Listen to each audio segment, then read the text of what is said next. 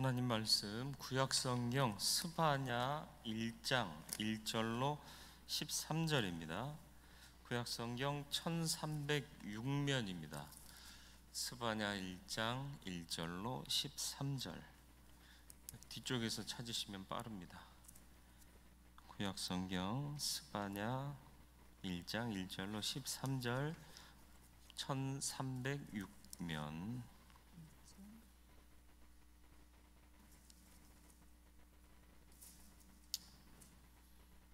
말씀 한 절씩 교독하도록 하고요. 13절을 같이 읽겠습니다. 아몬의 아들 유다왕 요시야의 시대에 스바냐에게 임한 여호와의 말씀이라. 스바냐는 히스기야의 현손이요 아마랴의 증손이요 그다리아의 손자요 구시의 아들이었더라. 여호와께서 이르시되 내가 땅에 내가 사람과 짐승을 진멸하고 공중의 새와 바다의 고기와 거치게 하는 것과 악인들을 아울러 진멸할 것이라. 내가 사람을 땅 위에서 멸절하리라. 나 여호와의 말이니라.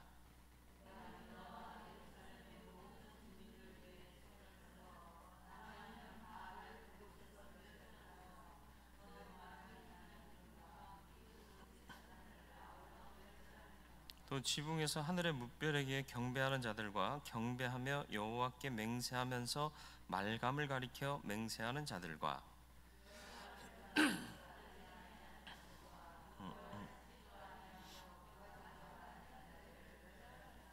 주 여호와 앞에서 잠잠할지어다. 이는 여호와의 날이 가까웠으므로 여호와께서 희생을 준비하고 그가 청할 자들을 구별하셨음이니라.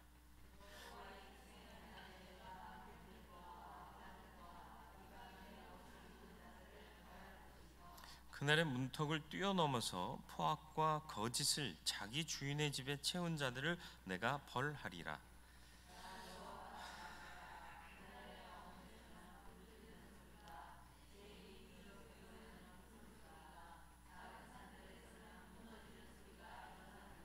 막대스 주민들아, 너희는 슬피 울라. 가나안 백성이 다 패망하고 은을 거래하는 자들이 끊어졌음이라.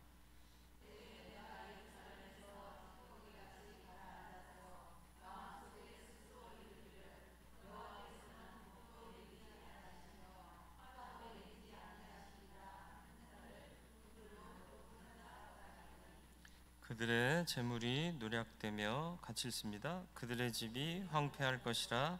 그들이 집을 건축하나 거기에 살지 못하며 포도원을 갖거나 그 포도주를 마시지 못하리라. 아멘. 오늘도 말씀 앞에서 싸우니 주의 뜻을 알게 하시고 들려지는 말씀 생명의 말씀으로 받고 주의 음성으로 깨달아 하나님의 뜻을 알고 행하는 성도의 삶을 살기에 부족함 없게 하여 주옵소서. 성령께서 역사하여 주옵시기를 예수님의 이름으로 기도드리옵나이다. 아멘. 므낫세와 아몬의 통치가 영적, 사회적, 경제적으로 굉장히 타락한 사회를 만들었습니다. 60여 년간 통치를 했는데요. 아주 유다의 두 악한 왕이 되겠습니다. 또 이런 타락한 상황 속에서 잘 사는 사람은 잘 살고 못 사는 사람은 못 사는 이런 어려움이 생기게 됐고요. 잘 사는 사람들 위주로 항상 역사가 흘러가니까 교만도 넘쳐났다. 세상이 우리도 역사를 보면, 우리의 역사도 보면 모두가 가난하고 힘들 때는 서로 나누고 누가 잘났다 이게 특출나게 드러나지 않았는데, 그걸 또 주장하려고도 사실은 많이 하지도 않았고, 그런데 이제 세상이 발전하고 먹고 살기 좋아지는데 분위기는 영적인 타락이고, 그런 속에서는 자기가 잘났다고 피하라고 자랑하려고 하고 드러내려고 하는 이런 것들이 많아지더라는 거죠. 이런 상황 속에 있는 유다에게 주신 심판을 경고하고 회개를 촉구하는 말씀 주십니다. 그리고 남은 자들에게는 하나님의 구원을 약속하죠. 그래서 믿음 가운데 남아있는 자들은 하나님의 구원의 약속을 들으며 희망을 갖고요, 세상에 대한 심판의 메시지를 들으며 더욱 자신의 삶을 온전하게 지켜갈 수가 있다라는 거죠. 스바냐란 누구냐 한번 볼 필요가 있어요. 스바냐의 배경 1절 말씀에 간략하게 소개되고 있지만 굉장히 중요한 말씀이죠. 아몬의 아들이고요, 유다 왕 요시야 시대에 스바냐에게 임한 말씀이다. 종교개혁을 단행했던 요시야 왕 때 일했던 사람이고요, 이 스바냐의 선지자 활동으로 영향을 받아 요시야가 종교개혁을 단행하게 되는 그런 기초를 쌓은 그런 사람입니다. 히스기야의 현손이다 그랬습니다. 현손이 뭐죠? 고조손이란 뜻이에요. 그러니까 스바냐의 고조 할아버지가 히스기야 왕이다, 이런 얘기입니다. 왕족인 거네요. 선지자로 활동할 이유가 있을까요, 없을까요? 잘 생각해 보세요. 아무리 세상이 타락했어도요, 왕족은 기득권층이에요.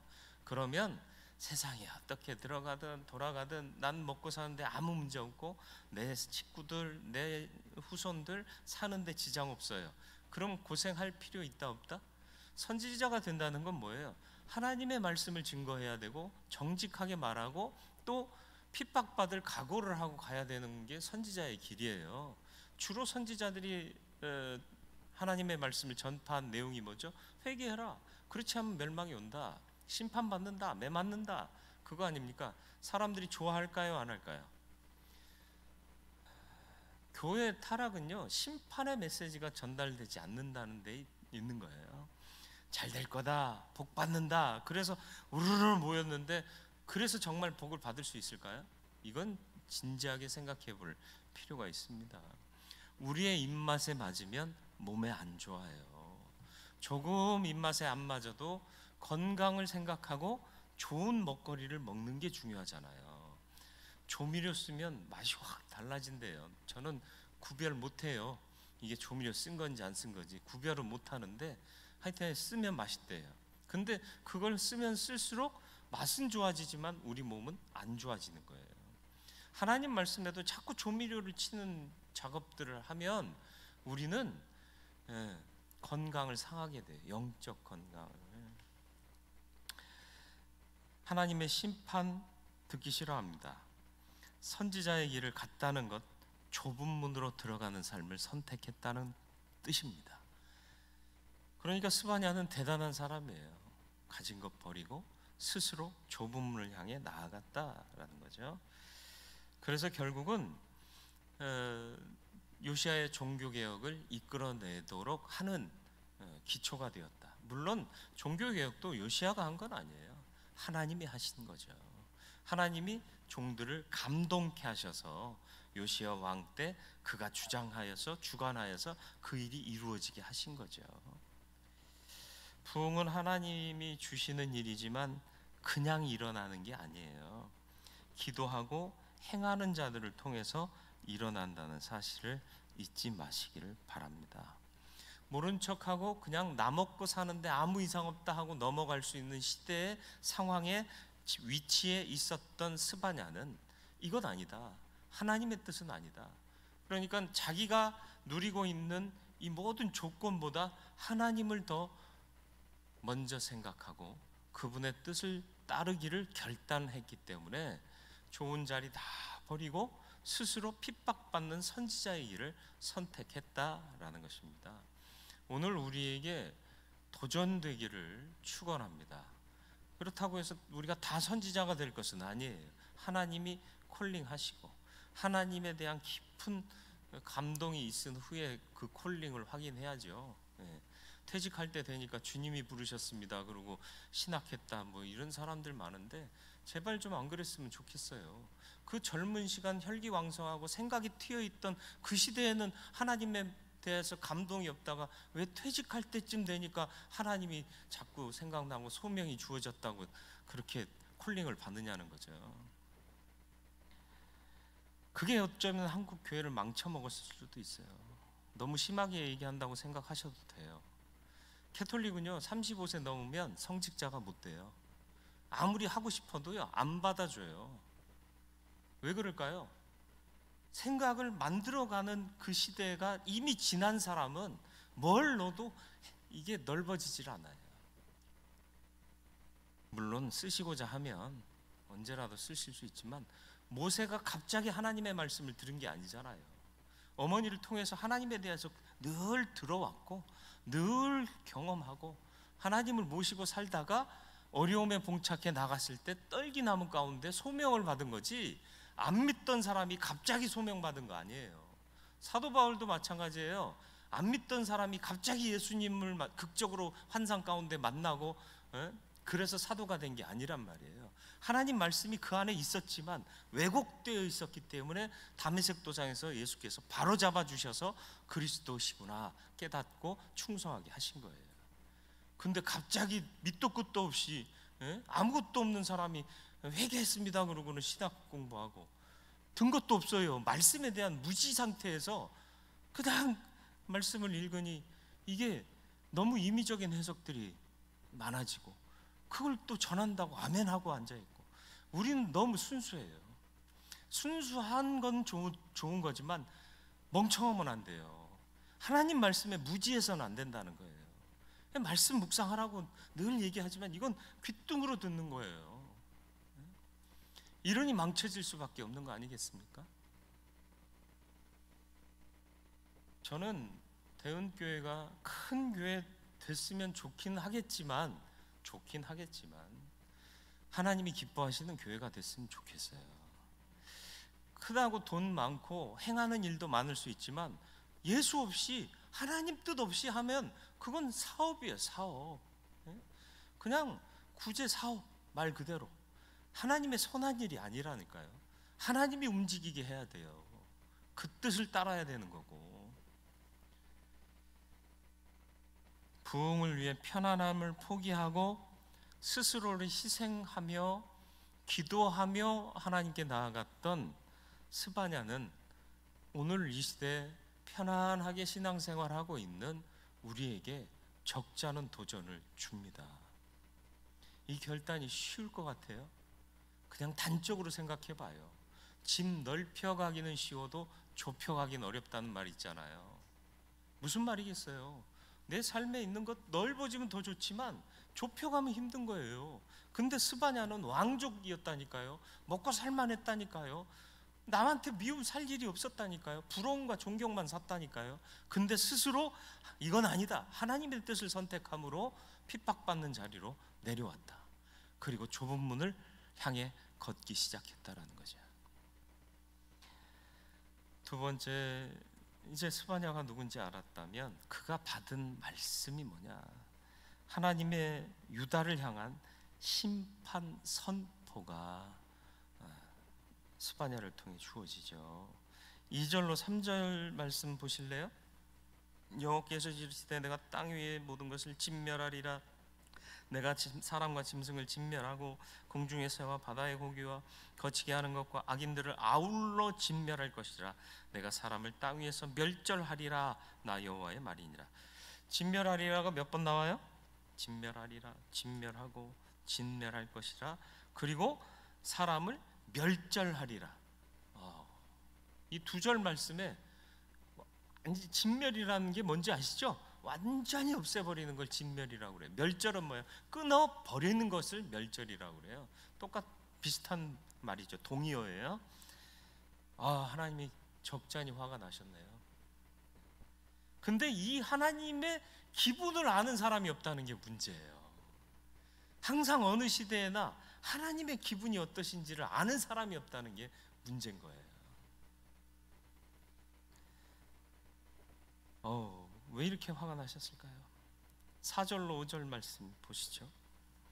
내가 유다와 예루살렘의 모든 주민들 위에 손을 펴서 남아있는 바알을 그곳에서 멸절하며, 결국 이 유다 안에 바알이 있었다는 얘기예요. 그마림이란 이름과 및 그 제사장들을 아울러 멸절하며, 그 말임이 뭐냐?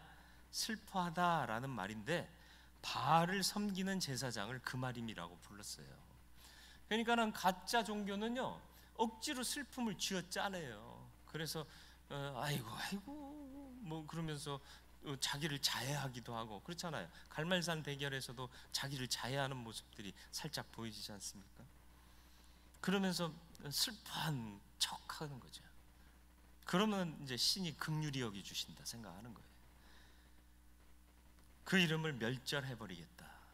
또 5절, 지붕에서 하늘의 뭇별에게 경배하는 자들과 경배하며 여호와께 맹세하면서 말감을 가리켜 맹세하는 자들과, 그러니까 1월 성신을 숭배하는 거예요. 네. 별들 보며 달 보며 해 보며 막 비는 거죠. 하나님이 창조한 창조물인데, 피조물인데. 그리고는 말감을 가리켜 맹세한다. 말감이 뭐예요? 밀곰이라는 말 들어보셨나요? 네. 예. 밀곰. 네. 이방 신이죠. 예. 밀곰은 암몬 족속이 섬기던 신이었어요. 예. 밀곰이라고도 하고 말감이라고도 하고 이렇게 성경이 나오는데, 결국은 유다 사회에 이방 신앙이 그냥 와서 만연해 있었다라는 얘기예요. 그리고 이것도 믿고 저것도 믿었다는 거예요. 이건 뭐예요? 하나님 믿는다고 맹세하면서도 말감에게도 맹세했다는 거예요. 양다리 걸친 거죠. 그리고 또 나아가서 이게 뭐냐면 영적인 혼합주의예요. 하나님도 좋고 또 뭐 바알이든 밀곰이든 우리한테 손해 안 끼치면 좋지 뭐. 그리고 또 옆 나라 가니까는 밀곰 아주 열렬히 숭배하던데, 그 나라와 우리가 괜히 틀어질 이유 없잖아. 우리도 밀곰 섬겨 그러면 동질감 생길 거고, 이 옆 나라는 바알 섬기는데 거기 가서 우리도 바알 섬겨 그러면 친화할 수 있잖아. 전쟁도 안 일어나고 얼마나 좋아. 이 논리가 있었다라는 거죠. 8절로 9절 말씀 또 보세요.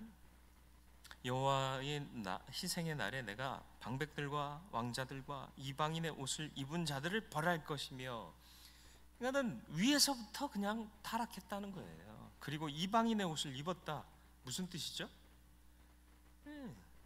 이게 이방 문화를 따르고 있다라는 거예요. 보기 좋아요.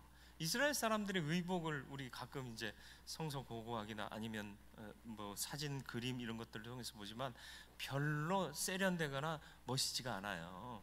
예, 의복 문화가 많이 발달한 민족이 아니거든요. 근데 이방 민족들은요, 금고리, 은고리 막 치장하는 것들, 화려한 것들 너무 멋있어 보이는 거죠. 그거 가져다가 입었다라는 얘기예요. 근데 그게 고리들은 다 이게 의미가 있는 거예요. 종교적 상징이었던 거예요. 근데 그거 가져다 입더라는 거죠. 좋다고. 그날의 문턱을 뛰어넘어 9절입니다. 포악과 거짓을 자기 주인의 집에 채운 자들을 내가 벌하리라. 이건 뭐예요? 그러니까는 약한 자를 철저하게 착취해서 배부르게 주인들은 배부르게 하더라. 왜 주인에게 이런 충성을 했을까요? 자기도 약자 중에 한 사람이거든요. 잘 보이면 콩고물 떨어지거든요. 강한 자에겐 비굴하고 약한 자에게는 철저히 착취하는 동물적 본성이 드러났다라는 거예요. 세상이 타락하면 인간이 아니에요. 동물 되는 거예요. 동물의 세계는 어떤 세계예요? 약육강식이잖아요. 약한 것이 먹히고 강한 것이 잡아먹는 형태잖아요. 이 동물적 본능이 나타나면, 사회에 나타나면 이 사회는 심각하게 부패한 상황이다. 집값이 엄청 올랐대요. 이러면 안 되는 거예요. 정치 얘기하는 게 아니라 사회 얘기하는 거예요. 이렇게 되면 안 된다라는 거죠. 약한 자를 긍휼히 여길 줄 아는 사람이 돼야 돼요. 서로 돕고 함께 살아가기를 원하는 게 하나님의 뜻이에요. 그래서 항상 구약에서는 고아와 과부, 나그네를 너희가 대접해라. 그게 뭐예요? 약한 자들을 네가 돌보지 않으면 내 마음이 기쁘지 않다라는 거예요. 왜? 함께 살도록 만들었는데 너만 살겠냐? 이건 하나님 원하시지 않는다.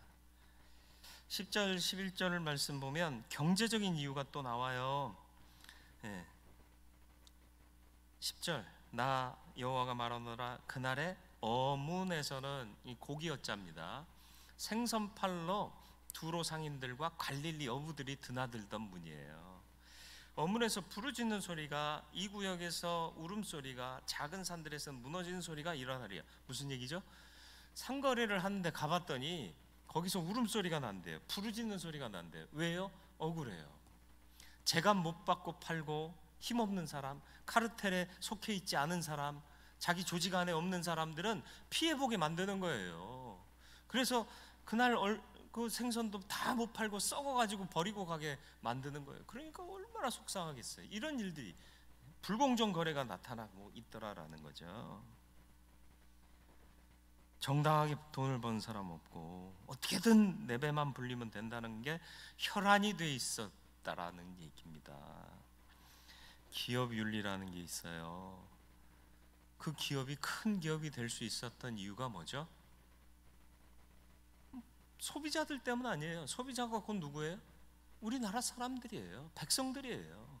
그러니까 백성들로 인해서 우리 기업이 좋은 기업, 또 탄탄한 기업이 됐고 돈 많이 버는 기업이 됐으니까 이거의 일부를 다시 사회에 좋은 일에 환원하자. 이게 기업윤리인 거예요. 그래서 상생의 사회를 만들어가는 것이 기업윤리, 세상 사람들도 해야 된다고 생각해서 만들어 놓은 암묵적인 규약이라는 얘기죠. 근데 요즘 기업윤리를 지키는 자들이 있습니까? 나만 배불리겠다고 할 때에는 원망과 시비가 그쳐지지 않습니다.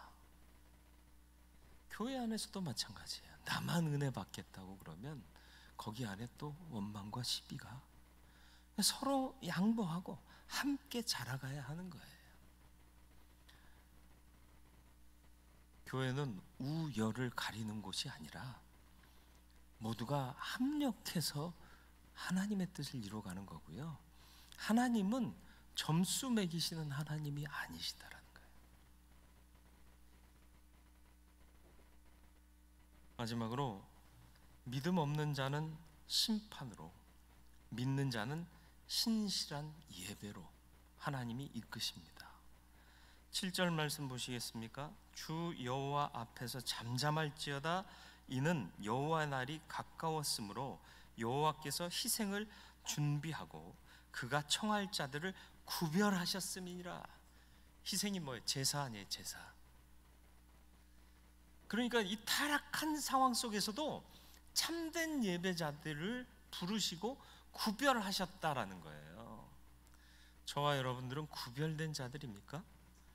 성별이라고도 하잖아요. 거룩하게 구별하셨다는 뜻이에요. 왁자지껄하고 떠들썩한 것은 하나님 앞에서 할 일이 아닙니다. 그러니까 교회에서 회의하다가 싸우고 목소리 높이는 거, 이거 굉장히 조심해야 되는데 우리는 아무렇지도 않게 해요. 잠잠할지어다. 여호와 앞에서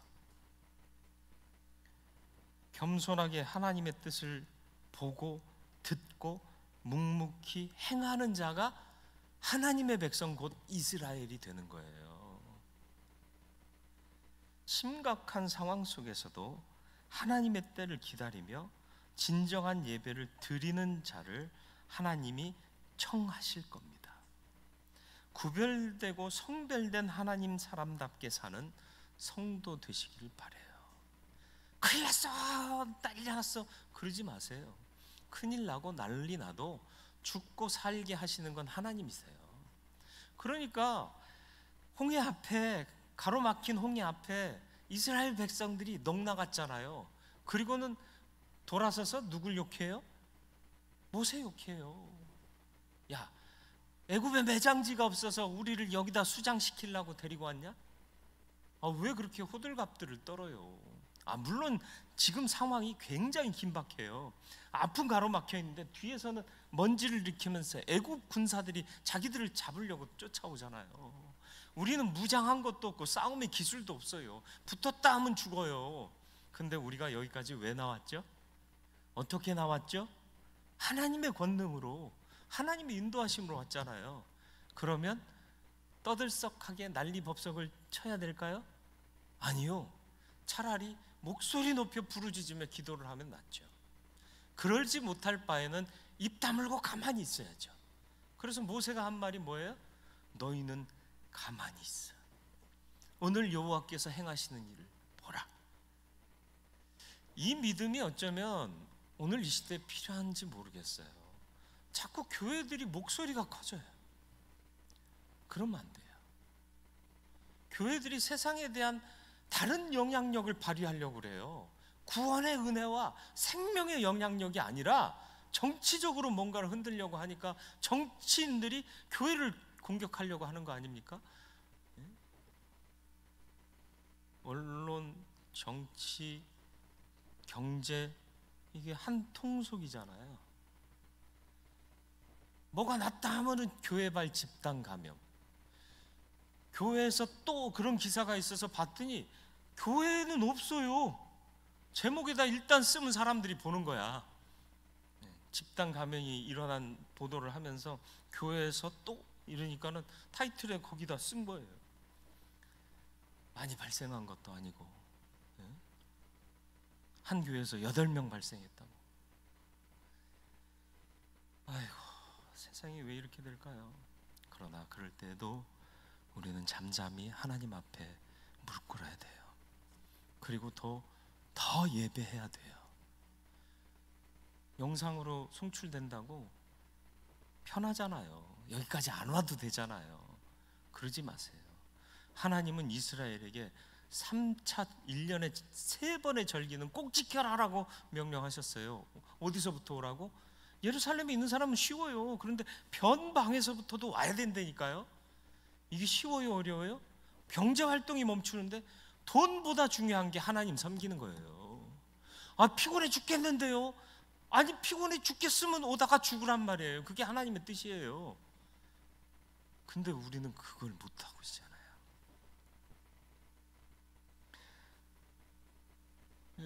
대략 30명까지 우리 예배실 안에 올 수 있다. 안 채워져요. 좀 생각해 보라는 얘기예요. 뭐라고 비난하는 건 아니고. 나와 드리는 예배가 하나님이 기뻐 받으신 예배예요. 그러니까 코로나 상황 속에서도 계속 교회가 정부와 마찰을 빚고 충돌을 일으킨 이유가 그거 아닙니까? 우리의 정체성은 나와 예배하는 거예요. 12절 13절 말씀이요.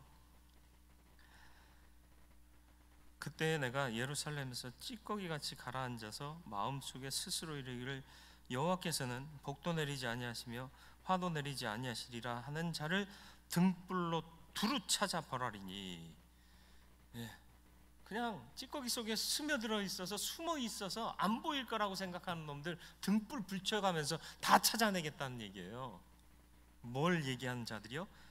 복도 내리지도 않고 벌도 내리지도 않고 하나님을 무시하는 거죠. 하나님의 존재 자체를 무시하는 거예요. 인정하지 않는 거예요. 13절 그들의 재물이 누락되며 그들의 집이 황폐할 것이라 그들이 집을 건축하나 거기에 살지 못하며 포도원을 갖거나 그 포도주를 마시지 못하리라. 행하는 것마다 다 헛수고되게 하시겠다는 거예요. 하나님보다 다른 걸 먼저 생각했던 자들 다 헛수고하게 하실 거다. 근데 정말 그런가요? 예수 안 믿고 대기업하는 사람들 아무 이상 없던데? 그건 하나님의 날이 이를 때까지 두고 봐야 될 문제예요. 우리끼리는 두고 볼 필요 없어요. 하나님의 역사만 두고 보면 되는 거예요. 근데 하나님은 반드시 그들을 심판하실 거예요. 그러니까 우리는 정말 불합리한 것 같고 부조리한 것 같은 세상에 살면서도 있어야 할 자리에 있어야 하는 거예요. 예배의 자리, 성별된 자리. 그리고 내 편한 삶을 추구할 게 아니라 하나님이 기뻐하시는 삶을 선택해야 돼요. 스바냐 가만히 있었으면 그냥 살아갈 사람이에요. 그러나 우리의 인생의 목적이 그냥 잘 먹고 잘 살았더라가 아니라 사는 날 동안 하나님의 뜻을 행하였더라. 이게 우리의 목적이 돼야 되는 거예요. 그러니까 좁은 문을 선택해서 내려오고 걸어가야 되는 거죠. 좁은 길로 가는 저와 여러분들이 되길 바랍니다. 희생, 포기, 기도가 은혜 받은 자의 삶입니다. 건강하시길 바라요. 다른 것 말고 영적으로 먼저 건강하셔야 됩니다. 이것도 괜찮아, 저것도, 그렇게 하지 마세요. 그리고 입에 달라고 다 주워 먹지 마세요. 과연 써도 심판의 메시지일지라도, 좀 아플지라도 나를 살리시는 하나님의 말씀이라면 아멘 하고 받으실 수 있었으면 좋겠어요. 아유, 저 목사님은, 저 설교자는 입만 열었다 하면 맨날 심판이래. 그렇게 생각하지 마세요. 그래야 살기 때문에 그런 거예요. 힘의 논리가 아니라 은혜의 논리로 사시길 바래요. 다른 거 갖다가 멋있다고, 그리고 좋고 평화하게 지내자고 갖고 오지 마세요. 은혜만이 나를 살게 하는 힘이에요. 세상 사람들과 적절한 권력 관계를 유지하고 내가 필요할 때 도움받을 수 있고, 그러기 위해서 친밀하게 지내다 보면 그들과 같아질 수 있어요. 나눔과 베품이 있어야 돼요. 하나님이 주신 인생이 나만 잘 먹고 잘 살았더라 하면 안 된다는 거죠. 주신 것 가지고 선한 일 해야 돼요. 물질 부분만이 아니라 영적인 것도요, 구원도요, 나누고 베풀어야 할 그런 가치가 있는 겁니다. 그리고 중요한 건 내가 가진 모든 게 내 것이 아니에요. 그걸 인정하면 나누고 베푸는 일에 인색할 수가 없어요. 안 할 수가 없어요. 하나님 기뻐하시는 삶을 선택하는 저와 여러분들이 되길 바라고, 마지막으로 심판받지 않는 참된 예배자가 됩시다. 아무리 상황이 열악하고 남들은 다 그렇게 한다고 해도 우리는 예배의 자리를 지키고 목숨 걸고 예배에 나올 그런 마음 가지고 나오시길 바래요. 방역 지침을 위반해 가면서 모이자는 얘기가 아니라 허락한 만큼만은 사모하는 영혼들로 채워져야 되지 않겠느냐는 거예요. 그래야 하늘나라 가서 주 앞에 부끄러움 없이 설 수 있게 돼요. 그렇지 않으면 주 앞에 설지 못 설지도 우리는 확신할 수가 없어요. 지금 잘 먹고 잘 사는 게 미래를 보증한다고 착각하지 마세요. 지금 잘해야 하나님 앞에 갈 수 있는 거예요. 저와 여러분들이 인생의 편안함에 녹아지지 마세요. 나이 먹으니까 편안해지고 싶어집니다. 이제 고생도 좀 덜 했으면 좋겠고, 스트레스도 좀 덜 받았으면 좋겠고, 그게 사람의 그 기본 욕구인 것 같아요. 그러나 좁은 문으로 가기를 힘쓰는, 생명을 잃지 않는 하나님의 사람들이 되시길 바래요. 아이고, 뭐 핸드폰만 보면 예배 드릴 수 있는데, 아니, 그러지 마요.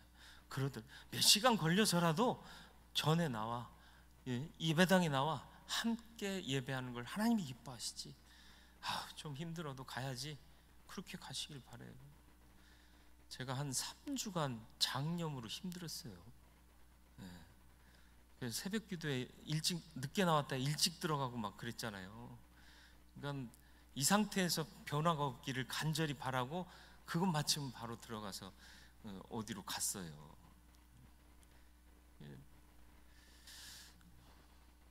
다른 분들한테 맡길 수도 있고 한데 이것만은 내가 할 수 있겠다.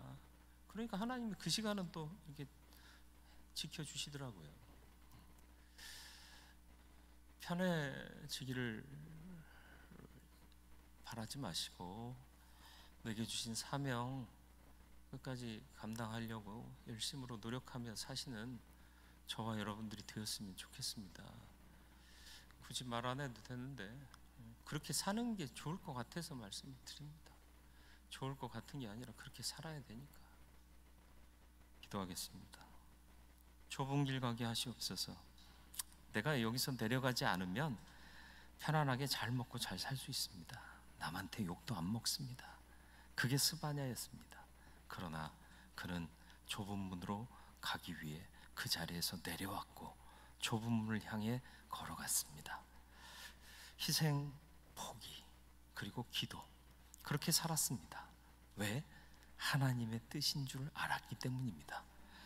우리가 이 인생 사는 목적이 잘 먹고 잘 살았더라, 그리고 내 후손한테 좋은 거 물려줬더라, 이게 아니라 사는 날 동안 하나님의 영광을 위해서 살았더라, 하나님이 기뻐하시는 삶을 살았더라, 주와 동행했더라, 이게 우리의 가치인 것을 잊지 않게 해주셔서 오늘 시대의 스바냐가 우리 되게 하여 주옵소서.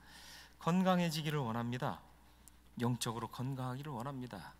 입에는 써도 꼭 먹어야 할 것이 하나님의 은혜인 줄 믿습니다. 달콤한 것에 마음 빼앗기고 우리의 영적 입맛 빼앗기지 말게 하여 주옵소서. 힘의 논리가 아니라 은혜의 논리로 살아가게 해 주시옵소서. 세상의 영향력보다 하나님의 뜻대로 살면 하나님이 필요하신 대로 영향력을 발휘할 사람 만드시고, 또 그를 지지할 사람도 만드시고 하나님이 만드시는 줄 믿습니다. 나만 먹고 잘 살고 내 가족들만 챙기고 그런 삶이 아니라 나누고 베푸는 삶을 살게 해 주옵소서. 물질뿐 아니라 영적인 이 생명도 나누고 베풀 수 있는 우리들 되게 해 주시어서 열심으로 복음을 전하고 은혜를 나누고 또 우리의 가진 것도 나누며 살아가는 은혜의 사람들 되게 해 주옵소서. 상황과 환경이 어려울지라도 성별받은 백성답게 예배의 자리를 지키게 하시고 하나님 앞에 참된 예배자가 되는 우리가 되게 하여 주옵소서. 예수님의 이름으로 기도드리옵나이다. 아멘. 교회 소식 알려드리겠습니다.